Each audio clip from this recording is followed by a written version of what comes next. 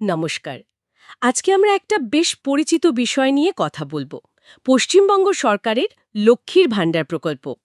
আমাদের কাছে যে তথ্যগুলো আছে সেগুলো একটু খুঁটিয়ে দেখব।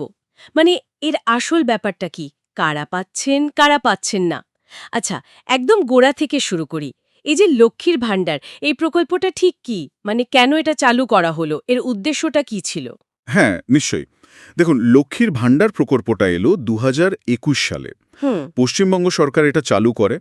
এর মেইন আইডিয়াটা ছিল রাজ্যের ২৫ থেকে ৬০ বছর বয়সী যে মহিলারা আছেন। ও, ২৫ থেকে ৬০ এই বয়সের মধ্যে? হ্যাঁ, ঠিক এই বয়সীমার মধ্যে।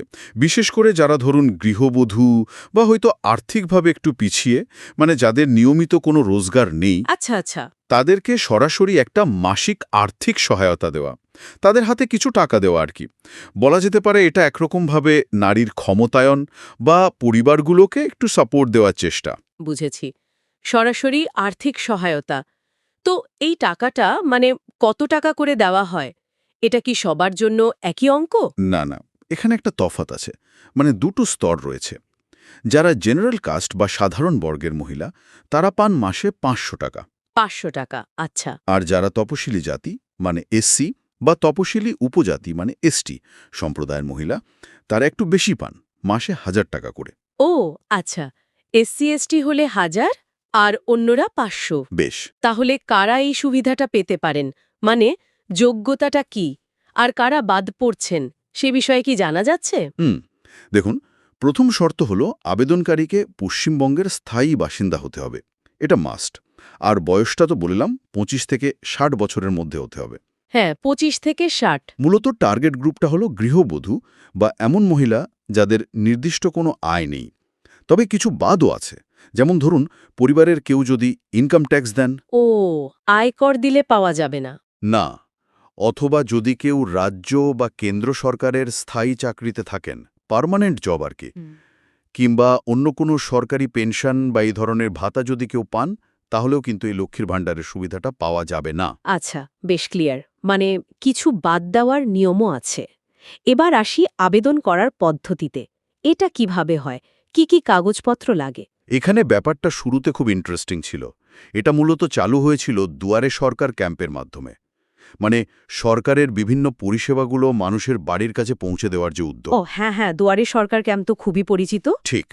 ওই ক্যাম্পগুলোতে ফর্ম ফিল করে জমা দিতে হতো। কাগজপত্রের মধ্যে মানে যেগুলো সাধারণত লাগে, আধার কার্ড তো লাগবেই, আধার কার্ড, হ্যাঁ। সাথে ভোটার কার্ড বা ডিজিটাল রেশন কার্ড। ব্যাংকের পাসবইয়ের প্রথম পাতার একটা কপি লাগে, যেখানে অ্যাকাউন্ট নম্বর, আইএফএসসি কোড এগুলো পরিষ্কার থাকে। আচ্ছা, ব্যাংক ডিটেলসটা খুব জরুরি। একদম। আর যদি আবেদনকারী এসসি বা এসটি হন, তাহলে তার কাস্ট সার্টিফিকেটটা জমা দিতে হয়। যদিও মানে এখন কিছু ক্ষেত্রে অনলাইনেও আবেদনের ব্যবস্থা হয়েছে বা হচ্ছে বলে শোনা যায়। ও, অনলাইন অপশনও আসছে। সেটা তো ভালো। হ্যাঁ, সময়ের সাথে সাথে প্রক্রিয়াটা একটু সরল করার চেষ্টা আর কি। আর টাকাটা ওটা প্রতি মাসে সরাসরি আবেদনকারীর ব্যাংক অ্যাকাউন্টে ঢুকে যায়। WBIFMS বলে একটা সিস্টেম আছে সরকারের। হ্যাঁ, ফাইন্যান্স ডিপার্টমেন্টের সিস্টেম। হ্যাঁ, ওই অনলাইন পেমেন্ট সিস্টেম ব্যবহার করেই টাকাটা পাঠানো হয়। বেশ, পদ্ধতিটা বোঝা গেল। প্রথমে ক্যাম্প, এখন অনলাইনও আসছে। আচ্ছা, প্রকল্পটা শুনে তো বেশ বড় মাপের মনে হচ্ছে। মানে কতজন মহিলা এর সুবিধা পাচ্ছেন? এর জন্য সরকারের কেমন খরচ হচ্ছে বছরে? এরকম কোনো ডেটা কি আছে? হ্যাঁ, ডেটাগুলো কিন্তু বেশ ইমপ্রেসিভ। মানে ২০২৪ সালের যে পরিসংখ্যান পাওয়া যাচ্ছে, তাতে দেখা যাচ্ছে প্রায় ২ কোটি মহিলা। ২ কোটি? সত্যি? হ্যাঁ, প্রায় ২ কোটি মহিলা এখন এই প্রকল্পের আওতায়।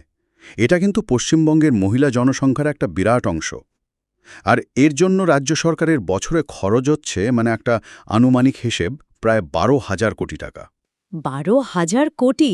এটা তো বিশাল অঙ্ক। বিশাল অঙ্ক। রাজ্যের মোট বাজেটের নিরিখেও এটা একটা বেশ বড় অংশ। মানে একটু বড় ছবি দেখলে এত বিপুল সংখ্যক মহিলার হাতে প্রতি মাসে সরাসরি টাকা পৌঁছানো, এটা রাজ্যের মহিলাদের আর্থিক অন্তর্ভুক্তির দিকে একটা বেশ গুরুত্বপূর্ণ পদক্ষেপ তো বটেই। সত্যি, সংখ্যাটা আর খরচের পরিমাণ দুটোই চোখে পড়ার মতো। তাহলে মোদ্দা কথা যেটা দাঁড়ালো, লক্ষ্মীর ভাণ্ডার একটা বিরাট প্রকল্প, রাজ্যের বহু মহিলার কাছে সরাসরি আর্থিক সাহায্য পৌঁছে দিচ্ছে, আর এর প্রভাবটাও বেশ ব্যাপক। একদম ঠিক তাই। তবে আলোচনাটা শেষ করার আগে একটা প্রশ্ন বোধহয় মনেই আসে বা ভাবার জন্য রেখে যাওয়া যেতে পারে। এই যে সরাসরি টাকা হাতে দেওয়া মানে ডিরেক্ট ক্যাশ ট্রান্সফার, এই ধরনের প্রকল্পগুলো কি শুধুই একটা উদণ্ড আর্থিক স্বস্তি দেয়? মানে তাৎক্ষণিক উপকার? হ্যাঁ, নাকি এর থেকে দীর্ঘমেয়াদে মহিলাদের সত্যিকারের ক্ষমতায়ন বা ধরুন রাজ্যের পুরো অর্থনৈতিক কাঠামোতে আরও কোনো গভীর স্ট্রাকচারাল পরিবর্তন আসার সম্ভাবনা থাকে? এটা কিন্তু অবশ্যই একটা বড় প্রশ্ন। এর উত্তর পেতে হয়তো আরও বিশ্লেষণ, আরও সময় লাগবে।